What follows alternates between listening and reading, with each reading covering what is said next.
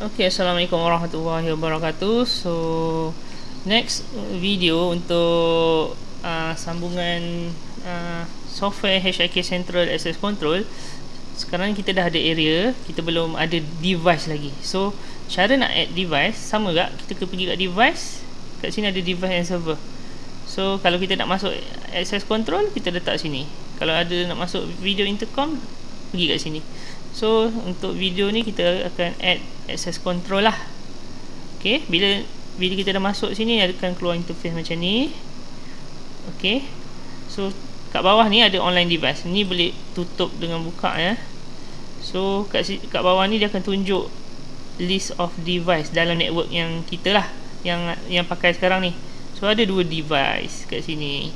So cara nak add senang je, just tick mana satu dan klik add. Right.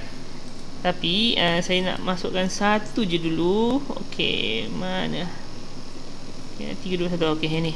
So kita klik sini, kita add to device list. So dia akan keluar macam ni. Alright. So untuk video kali ni dia ada 2 protokol lah ni. So buat ni saya buat default dulu, pakai IP je.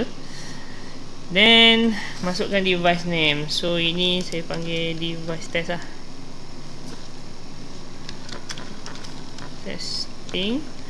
So masukkan password. Alright. Yang lain semua okey.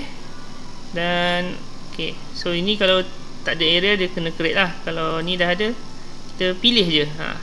So kita ambil testing device lah.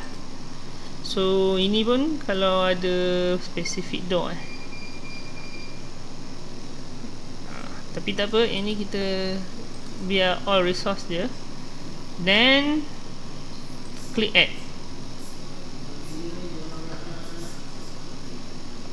Alright. So dia bila dah add, dia akan hilang kat bawah ni, ada kat atas.